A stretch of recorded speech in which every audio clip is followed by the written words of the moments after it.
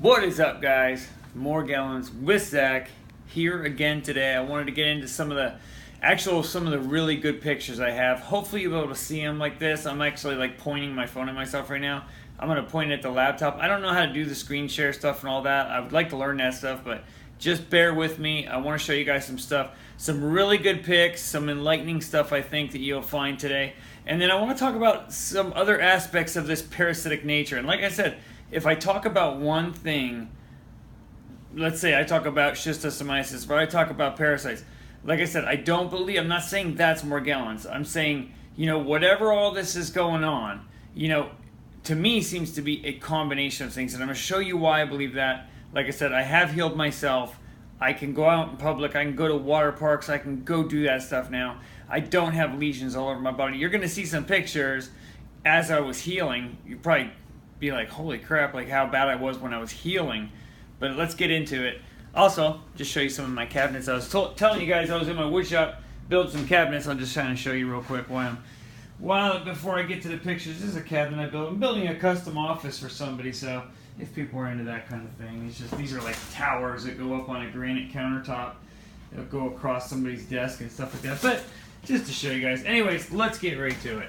So here, like I said again, if I talk about schistosomiasis, it's only because this is what I dealt with. I don't even know if I really believe that would be everybody's issue. It could be, but I'm having a feeling like our root issue is even more smaller probably. So this is called a schistosome. This one I believe is going to be Mansoni. Schistosomiasis is going to be Mansoni. So this is just one type. There's hematobum, and there's intercalatum, there's japonicum. There's all different kinds of schistosomes. There's many different kinds. So this is just one, and I want to show you. This is an internet picture that I took. And you see, I'm going to get as close as I can. You see it's got the sucker. I'll try to point. That's the sucker. Then it's got the mouth here, and then it's got the female. This is the female coming out. Okay? And she usually busts out the middle right here. Like she'll bust out the middle. So I want to show you. This is a picture. I gotta back up for this one. This is a picture I've blown up because see, this would be the female. There's the sucker, and there's the nose. Okay, and you're gonna see a little more why that looks like that. You see this is a little better now. Okay, there we go. There we go. You can see the sucker right there. There's the little sucker. This came out of my body, okay? And then right there is the female. That's the schistosome. It goes inside and down this way. Okay? And I don't know what that is. That's the tail end of it, but just really gross, you know what I mean? I would think. But anyways, we'll go on to, and there it is. There it is as a whole. So that's the tail end of it. This one's not even huge, but you can see, this is a great image. You can see that sucker, and you can see that, I need to get like a pointer or something. I don't have one right here, so I'm just going to make do. But yeah, this angle appears to be a lot better, so I'm going to go right here. So this is why I'm telling you guys, like, for me, this is what I was dealing with. When I show my doctor these things, I mean, there's no denying. I mean, when you look at a schistosome, bingo, there they are. This one's a little more full grown, but you see, this is exactly what we're dealing with here. So, and here's another one. This is the one I was telling you guys the other day. This one was still moving when it came out. This would be the female part, the sucker. This guy's kind of turned around. I think he's got his head twisted because the sucker would be there, I believe, unless that's just a lump on his back. But I think he was twisting around a lot, which was really weird. I never seen. See, here he is, the same one. He had his head twisted back. And you can see how they have this like pointed thing too, and you can see there's almost like a bone and a bone on each side whenever you see these. See, I've seen these really close. You're seeing this on a see that point? Now you can see it. So like I said, it's hard to see this, but you can see these things are just so identical with the schistosomes. I mean, there's no mistake in it. It's purely, I mean, when I had so many of these, okay, this was my foot, guys. I mean, shoot, I should have my stuff ready to show you my foot now. I mean, my foot doesn't look like this, guys.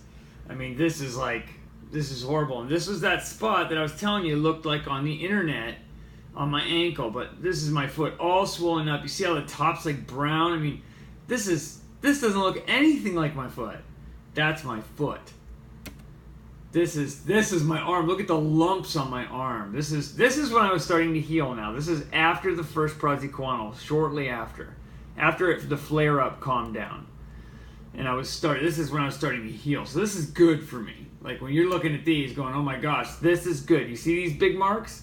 Those are already healed. So I was almost cleared up at this point. I was just a little pink, you know. Now all those pink, of course, is why I got the white marks now. But you see that how I'm like infected, and I didn't realize at this time I still had juveniles growing up and possibly egg burden, dealing with the egg burden. I didn't know that at the time. And you see, again, this is really good. My skin was looking awesome. You're probably looking at this going, "What?" I mean, this was so good. I was so happy at this point. I remember I took these pictures to show my sister because I was so happy with the way it looked. So this gives you an idea. I mean, I was thrilled. This was my arm looking so amazing, and I was so happy. But this is how bad it was for me, guys. This is when it was so good. I mean, and my skin is like trash now from all this stuff. But so you can see this is a different stage. Now, I don't understand if they're together at this stage because it looks like a female there, or if that's just part of the Saccharia, but you can see the mouth real good. You know, that's the mouth, and then this comes out of like, I don't know if there's a reproduction. I'm not sure really, guys, but I just know I've seen pictures on the internet of what they look like, and this is what they look like. Here's another one. You can see this thing here, and this would have been probably like this is all different ages, okay? This thing looks like a head right there. It looks like eyes and a face. I mean, it's like, maybe it even is at that time. I don't know. It could be. It's really gross, though. But is another one. I'm not sure what this one actually is. Just another. There's the face of that thing. I mean, it looked like a face. I remember that. I'm sure it just looked like that, but I mean, it doesn't it? It like looks like a face. Okay, this is what I was talking about in a video. When I first took the praziquantel, okay, when I coughed, I looked at my hand, and this was on it. So I put it under magnification. This is identical to a fluke. Okay, this is like a blood fluke, which is a certain type of schistosome as it's at a certain age. And these are the kind that would be in your lungs. And that's how it swims around. You see it's like a fish, and you see where its mouth is right there. You can see its mouth. This came out of my lungs, guys. I coughed this into my hand. That's gross, but it's just is what it is. You know, this is just horrible. And it's like the chances of me finding, I never found another one ever again. This is the only one I found. Okay, here's some good pics. This is, I believe, the reproductive area right here. Okay, and I'll try to get you, you know, best I can. And you can see right here, that's like the whiskers on the end of that guy's mouth, and that's this little sucker right there. You can see right under his mouth, you know, and there it goes down to his tail. And this is where it opens up for the female fits inside of there. Okay, and I don't know, this must be really later in its life. Here's another one of his head. You can see where that sucker was right there. He's kind of a little cut up, but like again, it's like that reproduction, or that's the female, the folded part of the female coming out. I don't really know. I can just tell you, you know, these came from me. Here's another one that came from me. That'd be up where his head, where he kind of had some tissue paper hanging on him too. I think that's really what that hairiness is. And then you see where that little, where that female would be coming out right there, and his sucker would be up here, and that would be his nose. Okay. So there he is, and I don't know what that is. Like his end was like really weird on this one, but I don't know if that's where they get at a certain age or something. I don't know. Just another one, and that's a blown up view of like the butt of them, and I guess that would be the female coming out the end. I guess I don't know. So again, there's that triangle shape. This is offline. There's that triangle shape I was telling you about at the beginning. This is how I started to realize what I had, because as I saw these and I saw these distinct shapes, and here, this is his sucker kind of mashed up here too on this one. It's not real defined like that one picture back a little bit. You can't see it good, but you can see up where that nose were. That's where like those whisker things were. And those might have just been like tissue things too. I don't know, but I don't see any whiskers on this one really. But remember, different ages. I mean, it could, you know. And you see, there we go. There's some of the smaller ones. This is what they look like. If you guys see this is what they look like at certain ages. They look like a little cone thing here, and then you'll see something stick out this cone. That's what they'll look like. So And this is what cercarrial dermatitis looks like. And doesn't that look familiar, guys? Has anyone seen that before? So this is cercarrial dermatitis is nothing more than schistosomiasis as it breaks your skin. This is when the cercaria, the young schistosomes, bust into your skin via fresh water contamination. You've been swimming. It's called swimmer's itch. All right, so anyways, that's a few of those, and we'll be going through these, looking at some more of them again as I finish up here. But I wanted to also mention, guys, one of the biggest things I learned was microparasites. Okay, microparasites. Apparently, there's some really good research out by a company called Laranara. These guys are on the leading edge of cancer research. Okay, and I know this doesn't have to do with cancer, but in a way it does, because when we're pulling stuff out of our body that are like irregular cells, it has to do with cancer, because cancer is basically a genetically altered cell. It's something that DNA did not copy properly. It increased cell growth, and you start getting a rapid cell growth. And so what they found is that the whole genetic theory on this stuff just doesn't pan out. And that what they found when they actually looked at what was happening is, when they were looking at some of these macrophages that were holding, see, the macrophages basically hold there's like these leukote things, or basically lymphocytes, but it's like a leukote, an actual thing. I might be pronouncing that wrong.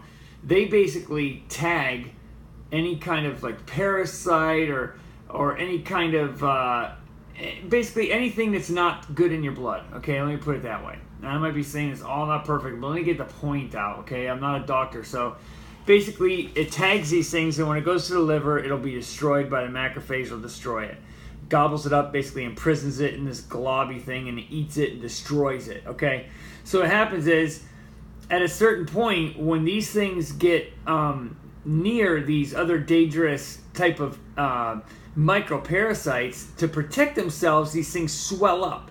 And what happens is, all these microparasites and bacteria that are in these things wind up getting free, because they swell up so much that pretty soon the cell wall can't contain the stuff that it has in it already, that already gobbled up, that it was getting ready to take to the liver to destroy. And so these things get out, and pretty soon it becomes this overwhelming thing going on in our bodies. This is how we wind up getting this cancer growth. And basically what we're dealing with Morgellons, as a matter of fact, schistosomiasis is a known carcinogen. Their byproduct, their mycotoxins that they produce, cause cancer. It's known. So this is another thing. If we are dealing with schistosomiasis completely, as far as one of the aspects in this Morgellons, then we have something to worry about, because it does cause cancer. So basically we need to be looking at that, but also these microparasites, these flagellate type, and really the protozoan type. These things are very dangerous, and there's so many different kinds, and these things are as old as time, and they're in our environment. And the key thing is how come, if these things are a role also, how come they're bothering us? Again, I talked about the opportunistic basically opportunistic type of pathogens. These are things that normal people, it won't affect. We're surrounded by dangerous molds, by all kinds of stuff every day, but it doesn't affect us. So why is this stuff affecting us? Well, when our immune system gets down and cannot withstand against the attacks, because there's such a load of attack, then it becomes overwhelmed. And they have a big part of this Laranara, because what they've learned is our blood vessels have like these pores, and these chemicals can go in and out of those pores. Well, the microparasites cannot fit. But what happens is, when the walls get damaged from the inflammation, from all the attacks, eventually the blood vessel walls, the pores, get kind of broken up on the edges, and you can fit through. So this is what they're finding out. So I believe, either way, parasitical nature has got to be at play here, and I think it goes into bacterial, of course, but these microparasites, I think, are also at play. So we destroy pathogens and we heal, and I can help you guys do that. I've got a lot of information. I'm getting up to 15 minutes, so I'm going to cut out here. I'll catch you guys next time. I'll add some more to it. Let me know if you want help. Share, like this, guys. Do your part. Thanks.